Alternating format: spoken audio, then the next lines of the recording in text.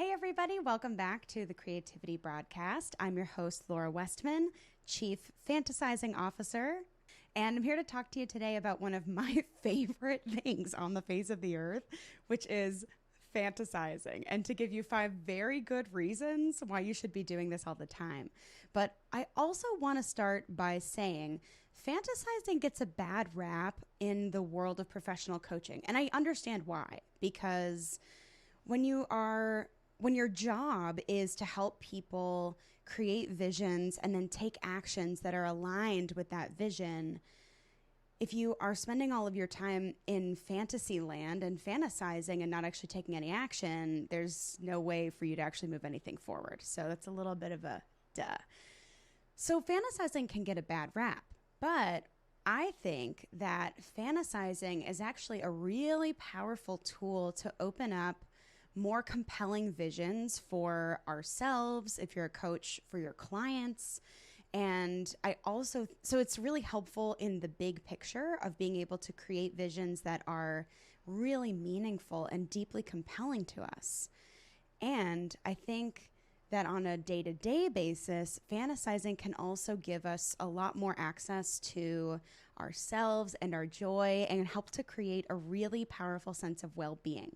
So today we're going to talk about fantasizing in the macro and in the micro. Let's get to it. The first reason why you should be fantasizing more often is because fantasizing reveals desires. And following our desire is one of the most powerful energies that we can follow if we're trying to find ways to make our life more authentic to us. So if you're actually letting yourself fantasize, what you're likely to encounter really, really quick is a series of things, of pieces of information that are going to tell you what you wish and long for, what you are just like, ooh, if this would happen, I would be so freaking happy, or I'd be ecstatic. And so sometimes a great way to start any kind of fantasizing practice is to just wonder for a second, ooh, what would I love to have happen? And it's like not supposed to be in the realm of possibility. It's actually supposed to be totally fantastical. So yeah, when you do it, pay special attention. Are you noticing desires that are revealing themselves that seem different? Are you surprised by anything? Take note. It's good information. Number 2, fantasizing is pleasurable. It feels so good. That in itself is a really good reason. But the reason why I bring this one up is because, don't quote me on this, I could swear to you on, I don't know, something or someone that I read recently that when we are fantasizing about something happening, the same chemical is released in our brain as if it is actually occurring in real time. I can't verify this, but I'm going to try. And if I find it, I will put it in the comments. And if you actually know what this is, can you please comment and tell us? But I am really confident that I read this recently, and it, first of all, made a lot of sense.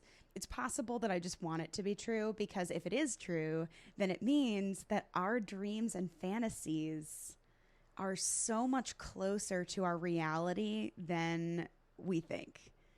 And that is awesome. The third reason is because fantasizing is meditative.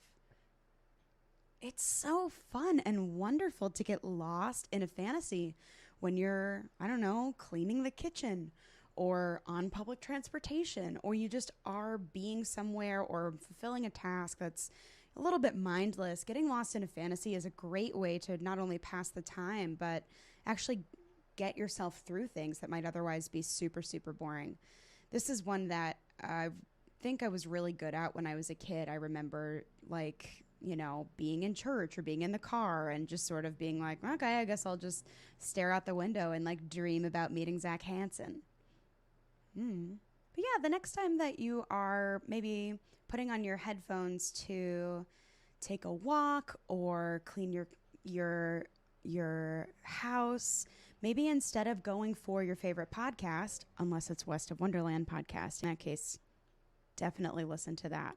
Maybe instead of choosing media and input, maybe let yourself do some fantasizing for a little bit and see where it takes you. Number 4, fantasizing can actually boost your confidence. Think about it this way.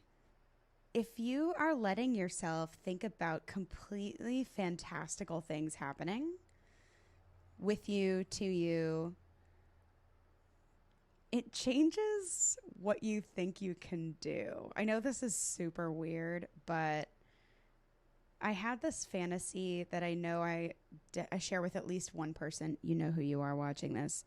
Where I'm just living my life. I'm like driving down Main Street in New Paltz, and out of nowhere, someone gets in the backseat of the car, and it's Taylor Swift, because she is being mobbed by fans and she needs me to take her to safety and shelter her.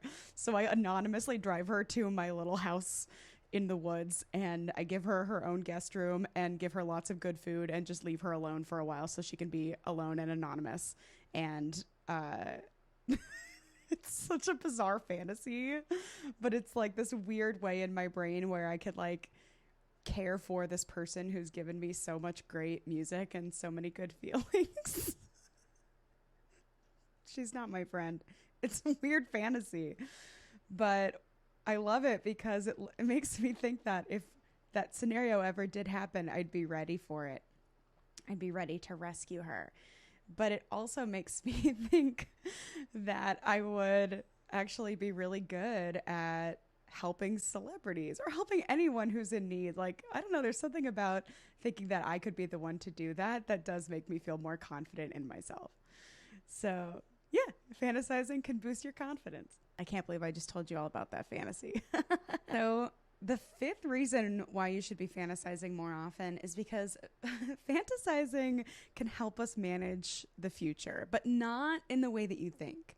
Many of us who are anxious people have a nervous habit of fixating on the future or even specific scenarios, trying to play out all the different ways that it could go so that we can feel some semblance of control over something totally uncontrollable, like the future. So I know that with my anxiety, I can play out how things might go in the future to avoid disaster and to try to make sure that I can keep myself as safe and as secure in any scenario that might arise.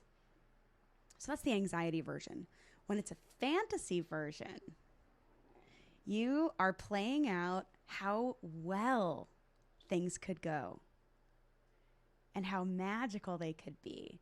And what's the best case scenario that could possibly happen from an event that you're attending? This is one where maybe if you're going to a professional conference and you're going to hobnob and meet people and it's not your forte, you might be focusing on, oh gosh, am I going to be awkward? Is it going to be weird? Will it be a waste of time? Blah, blah, blah. But what if instead you focused on who you might meet and how friendly you could become? Who is the person at that conference who, like, if you met and you got to spend time with that person and actually become friends, that it would change your life and you would change their life and you could walk away having so much confidence in this new connection?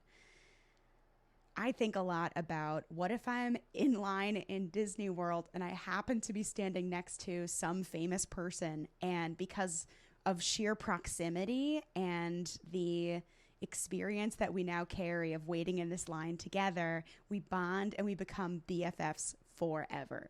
That is so fun to think about. Will it ever happen? But now I'm energetically open to it happening. I have told the universe, hey, if you want to give me this, I'm ready. So that's pretty cool. So yeah, just see what happens if you swap out the nervous habit of overplanning for the future with a cool new habit of fantasizing about what could go right and what could go astonishingly well. So those are 5 reasons for you today. And like I said earlier in the video, if you want to practice this a little bit more, give yourself a little bit of open time and space and just start to muse on the question, what would be amazing to have happen? And just play with it and see what comes. What would be amazing to have happen? All right, with that, go have fun, go fantasize. Please comment, like, subscribe. It really does help me out as I'm growing this channel and getting all of the weird, subversive, creative ideas out there for all of you. And also, please tell me what came up in your fantasizing. I super duper want to know. That's it. I'll see you next week for another edition of the Creativity Broadcast. Thanks.